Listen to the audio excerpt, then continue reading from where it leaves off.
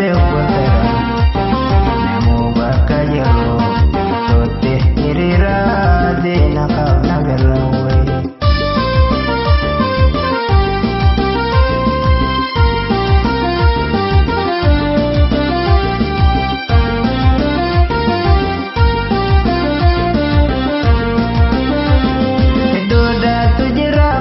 Kale dabre kan sebab lubuda warege jejere ini dote naftera bonni ko hotam soni tifu bajira ayo sani dalmangao sote herera ayo sani dalmangao sote herera.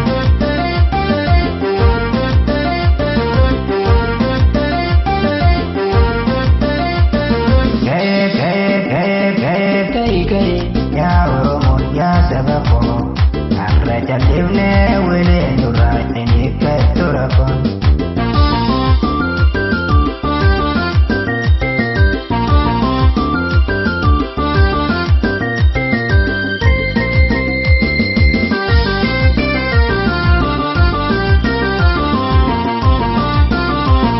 Ya Oromo kae wote shenera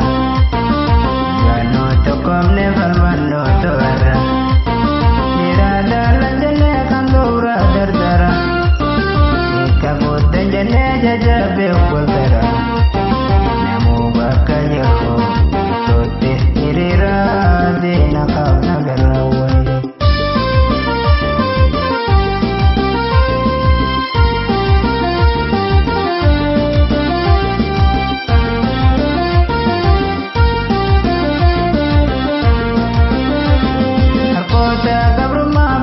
Babadane yadanu mabana betoko makane yalmana batoko ba wal jabesha tapi nanoda wal koko dodesa wal koko tumbile sumadenya duraji fagesa wal koko tumbile sumadenya duraji fagesa.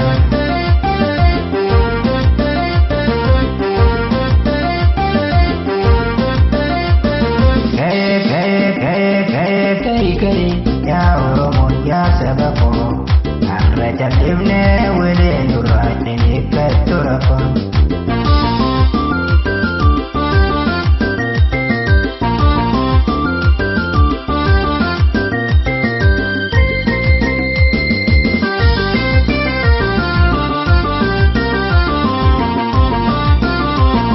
Ya Oromo kae wote shenera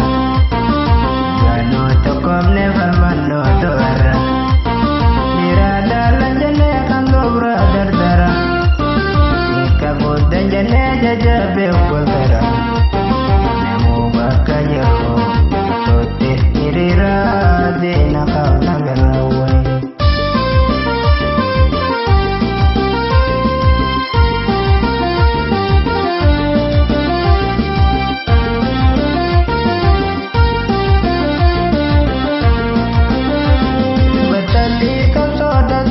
Karamaite bile suma saba kumfacho dadabe dalota bugatin karanu debite ero wajingai yabese falmate.